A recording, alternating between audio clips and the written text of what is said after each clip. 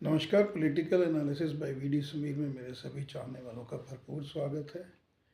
आज की चर्चा जो मैं आपके सामने लेके हाजिर हुआ हूँ ये है लोकसभा इलेक्शन 2024 से पहले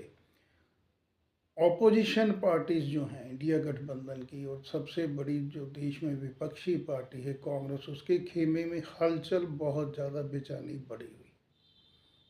एक तरफ दावा ये किया जा रहा है कि 2 चरण का जो चुनाव हुआ है उसमें एज है इंडिया को, कांग्रेस को एज है। लेकिन दूसरी तरफ हम देखें कि लगातार कांग्रेस में अगर पर्टिकुलरली बात करते हैं तो कांग्रेस से बहुत ज़्यादा सीनियर्स लीडर जो हैं वो भारतीय जनता पार्टी का उन्होंने दामन थामा है। लिस्ट ऑफ रिसर्च बहुत ज़्यादा लंबी है। हेमंत विश्व शर्मा हैं, दिग्गज नेताओं की मैं बात कर रहा हूँ। ज्योतिरादित्य सिंधिया, मुंबई से मिलन दौरिया हैं, पंजाब से सुनील जाखड़ हैं, रवनीत सिंह बिट्टू ने अभी अभी ज्वाइन करी है भारतीय जनता पार्टी। तो एक तरफ नेशनल जो लीडर्स हैं कांग्रेस के, जो स्ट्रॉन्ग पिच पे जिन्होंने कांग्रेस के लिए लगातार दशकों तक काम किया है, वो छोड़ रहे हैं कांग्रेस को। और दूसरी तरफ अभी पिछले कुछ दिनों से जो कांग्रेस के स्पोक्स पर्सन हैं, जिसके अंदर रोहन गुप्ता हैं, गौरव वल्लभ हैं, ये बहुत ज़बरदस्त स्पोक्स पर्सन रहे हैं कांग्रेस के, ये मैं आपको बताना चाहता हूँ। और जितनी भी नेशनल जो डिबेट्स हैं, इन्होंने कांग्रेस का जो पक्ष है वो बहुत मजबूती से रखा था। और बहुत बार हमने ये भी देखा है कि particularly I am talking about Vallabh ji और रोहन गुप्ता,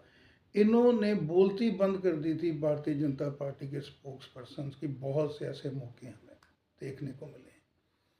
लेकिन इन दोनों ने, ये राजनेता तो छोड़ रहे हैं, बहुत हैरानी की बात है कि जो स्पोक्स पर्सन है कांग्रेस के वो भी पार्टी को छोड़ रहे हैं। अभी पिछले कल जो राधिका खेड़ा है, ये भी बहुत, इन्होंने बड़ा ज़बरदस्त हमेशा पक्ष रखा है कांग्रेस का। इन्होंने भी कांग्रेस पार्टी को अलविदा कह दी और भारतीय जनता पार्टी, ये तीनों ने भारतीय जनता पार्टी का दामन थाम लिया।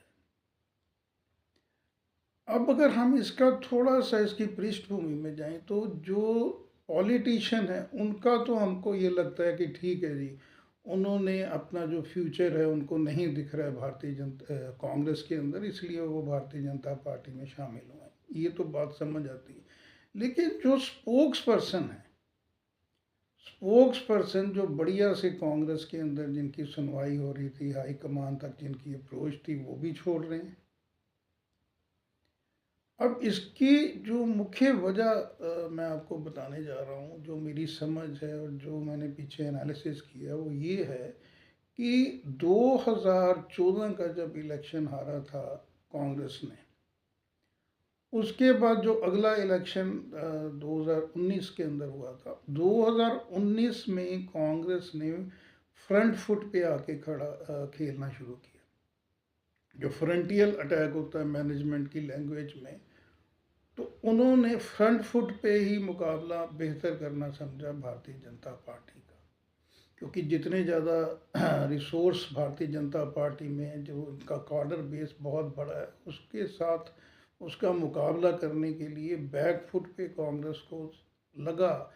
कि ये बैक फुट पे रह के तो हम और भी नीचे चले जाएंगे।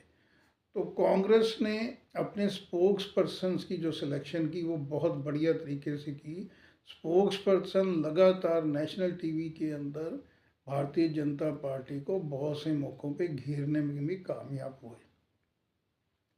और ये जो तीनों स्पोक्स पर्सन की मैं बात कर रहा हूँ, रोहन गुप्ता, वल्लभ और राधिका खेड़ा, ये कांग्रेस के बहुत ही सीजनड स्पोक्स पर्सन रहे हैं, इसमें कोई दो राय नहीं है। तो मुझे लगता है कि एक स्ट्रेटजी के तहत पर्दे के पीछे कोई ना कोई इनके साथ डीलिंग भारतीय जनता पार्टी की तरफ से हुई है, इसीलिए इन्होंने अपना जो है कांग्रेस को छोड़ा। अब कांग्रेस छोड़ने के पीछे जो रीज़न बताया गया है वो रीज़न भी बहुत ज़्यादा इंटरेस्टिंग है। इन तीनों स्पोक्स पर्सन ने ये रीज़न बताया है कि हम जो भव्य रामलला का मंदिर बना है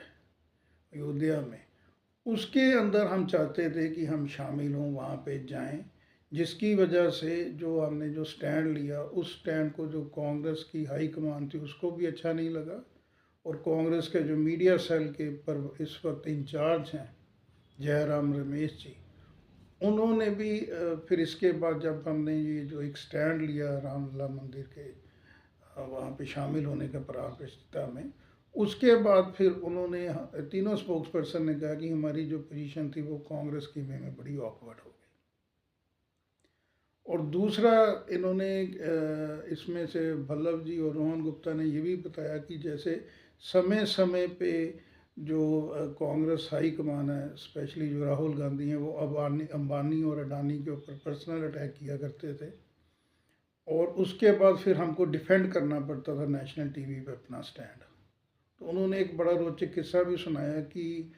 सुबह में एक प्रेस कॉन्फ्रेंस होती है पीसी, जिसमें कांग्रेस के जो राहुल गांधी हैं वो अटैक करते हैं अंबानी अडानी पे अंबानी अडानी जो हैं ये मोदी गवर्नमेंट का जो है वो कुछ उनको अनड्यू फेवर दे रहे हैं, और बदले में भारतीय जनता पार्टी भी इनको अनड्यू फेवर दे रही है, और ये दो लोगों ने जो है ये भारत की जो इकोनॉमी है उसको कैप्चर करा हुआ है, ये स्टेटमेंट देते हैं। उसके बाद शाम को जो कांग्रेस शासित प्रदेश हैं, चाहे वो अभी कर्नाटका ले लीजिए, पीछे राजस्थान में भी सरकार रही है कांग्रेस की, अभी हिमाचल में भी हैं, तो स्टेट गवर्नमेंट जो है वो एमओयू साइन कर रहे हैं अंबानी अडानी के साथ। कांग्रेस के ही चीफ मिनिस्टर जो हैं वो बयान जारी कर रहे हैं कि हमारी स्टेट के अंदर जो इन्वेस्टमेंट की है अंबानी अडानी ग्रुप ने वो बहुत बढ़िया है, उसके लिए वो थैंक्स कर रहे हैं।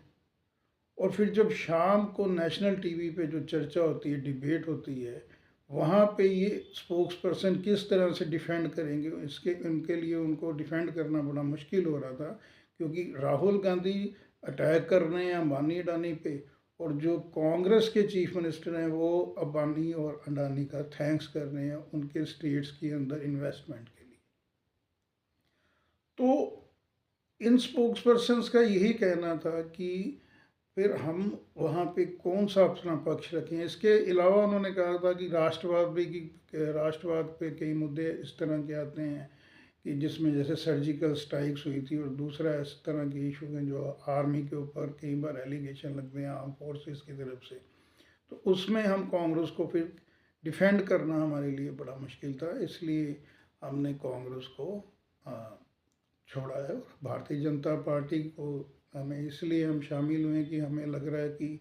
जो देश की विकास है वो धारा जो है वो प्रधानमंत्री नरेंद्र मोदी का जो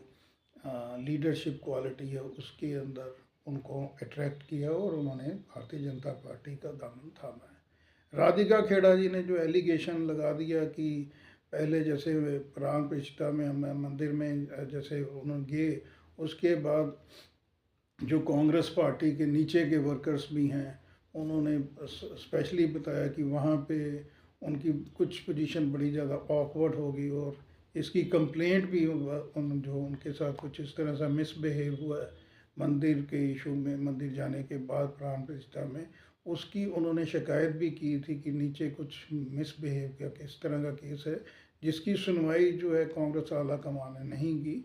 और उससे उनको बड़ी ठेस पहुंची है, और उन्होंने कांग्रेस को अलविदा किया, और आज ही उन्होंने भारतीय जनता पार्टी को ज्वाइन किया।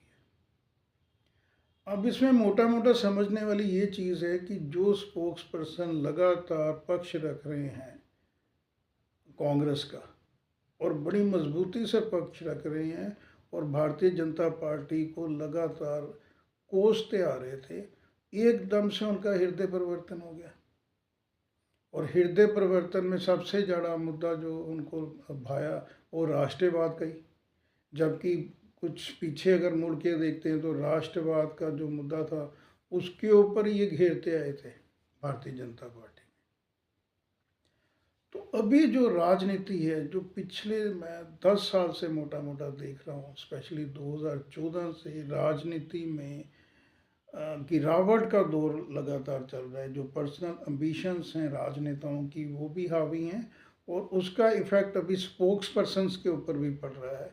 वो भी अपना पॉलिटिकल माइलेज जहाँ पे उनको मिल रहा है, कुछ एडवांटेज हो रहा है, तो आइडियोलॉजी को ताक पे रख के स्पोक्स पर्सन्स ने भी अभी वो जो पॉलिटिशियंस वाली राह है वो ही पकड़ ली। तो मैं समझता हूँ कि मेरा ये जो आज की चर्चा थी आपके साथ, ये कहीं ना कहीं फ्रूटफुल रहेगी। धन्यवाद।